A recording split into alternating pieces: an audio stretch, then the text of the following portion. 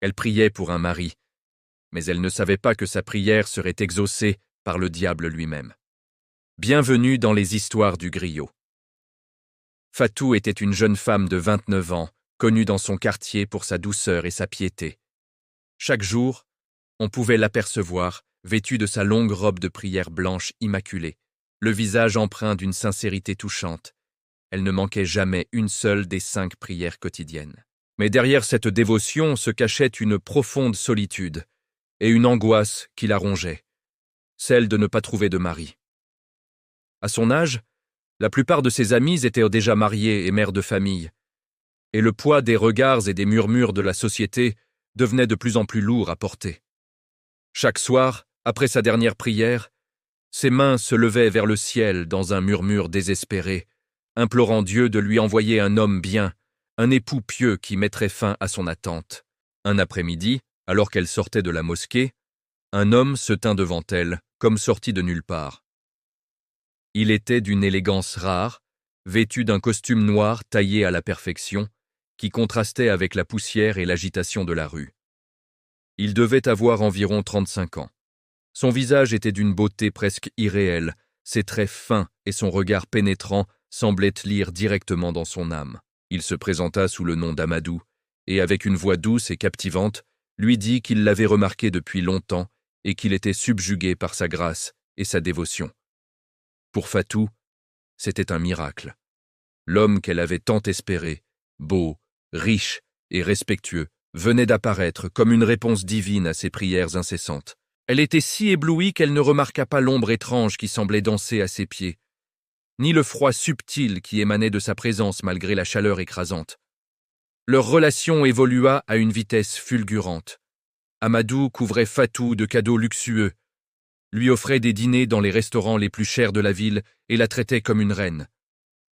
Il semblait anticiper ses moindres désirs, connaissant ses pensées avant même qu'elle ne les exprime. La famille de Fatou, d'abord méfiante face à cet inconnu sorti de nulle part, fut rapidement conquise par sa générosité et ses manières impeccables. En moins de 3 mois, le mariage fut célébré. C'était une cérémonie grandiose, la plus belle que le quartier ait jamais vue. Fatou, resplendissante dans sa robe de mariée, se sentait comme la femme la plus chanceuse du monde. Elle avait enfin tout ce dont elle avait rêvé. Mais la nuit de noces marqua le début d'un étrange cauchemar. Une fois la porte de leur nouvelle maison refermée, le comportement d'Amadou changea subtilement. La première chose que Fatou remarqua, c'est qu'il ne dormait jamais. Jamais. Chaque nuit, il restait assis dans un fauteuil, dans l'obscurité du salon, fixant le vide. Quand elle lui posait des questions, il répondait évasivement, disant qu'il avait beaucoup de travail ou qu'il n'avait tout simplement pas besoin de beaucoup de sommeil. Au début, elle accepta ses explications, mettant cela sur le compte du stress d'un homme d'affaires prospère. Mais l'étrangeté ne s'arrêta pas là. Chaque soir, à minuit pile, il enfilait son costume noir, celui qu'il portait le jour de leur rencontre, et disparaissait sans un mot.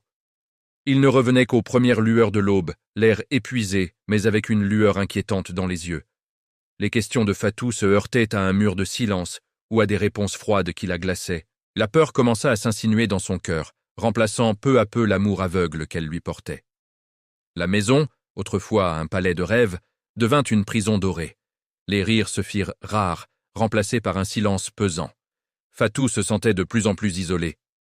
Amadou lui interdisait de recevoir sa famille ou ses amis, prétextant qu'il voulait la garder pour lui seul. La solitude qui l'avait poussé à prier pour un mari était revenue, mais cette fois, elle était 1000 fois plus terrifiante, car elle la partageait avec un étranger. Une nuit, poussée par une angoisse insoutenable, elle décida de le suivre. Elle attendit qu'il quitte la maison et le suivit à distance, le cœur battant à tout rompre. Il ne se dirigea vers aucun bureau, aucune réunion. Il marcha jusqu'à un vieux cimetière abandonné à la lisière de la ville. Terrifié mais déterminé, Fatou se cacha derrière un grand baobab et l'observa. Ce qu'elle vit la figea sur place. Amadou n'était pas seul. Une assemblée d'ombres silencieuses l'attendait.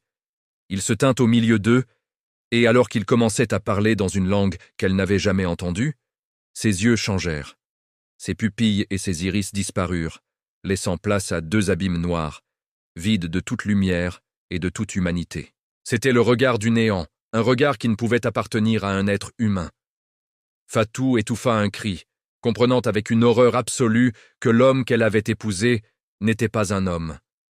Le lendemain, elle était une ombre d'elle-même. Elle ne pouvait plus le regarder sans voir ses yeux noirs et terrifiants.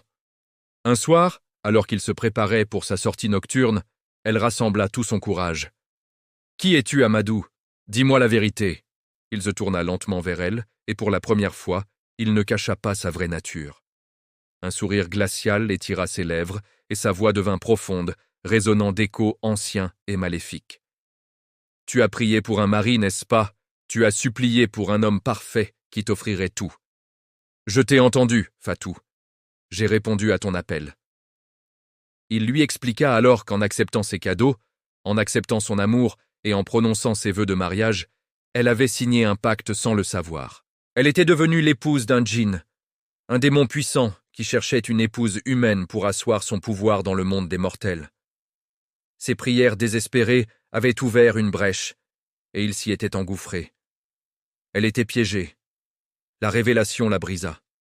Elle comprit que sa quête désespérée du mariage l'avait aveuglée au point de ne pas voir les signes évidents, de ne pas écouter son intuition. Elle était seule face à une créature des ténèbres. Mais une lueur de survie s'alluma en elle. Se souvenant des histoires que sa grand-mère lui racontait, elle savait que son seul espoir était de trouver un marabout, un homme de foi assez puissant pour affronter une telle entité. Prétextant une visite à une tante malade, elle réussit à s'échapper de la maison. Elle courut sans se retourner jusqu'au village voisin où vivait un vieux marabout réputé pour sa sagesse et son pouvoir. Elle lui raconta son histoire, tremblante et en larmes. Le vieil homme l'écouta attentivement, son visage grave ne montrant aucune surprise. Il lui expliqua que les désirs trop ardents et les prières empreintes de désespoir peuvent parfois attirer des entités obscures qui se nourrissent de cette énergie. Il accepta de l'aider, mais la prévint que le chemin serait difficile et dangereux. Grâce à des rituels complexes, des prières intenses et des amulettes de protection, le marabout engagea un combat spirituel pour briser le pacte qui liait Fatou au démon. Après plusieurs jours d'une lutte acharnée qui épuisa la jeune femme et le vieil homme, le lien fut enfin rompu. Fatou était libre. Elle ne retourna jamais dans cette maison, laissant derrière elle les richesses et le souvenir de cet amour maudit. Elle avait appris la plus dure des leçons. Parfois, il faut se méfier de ce que l'on désire trop fort, car on ne sait jamais qui ou quoi pourrait écouter nos prières. Commente Démon, si tu veux une partie 2.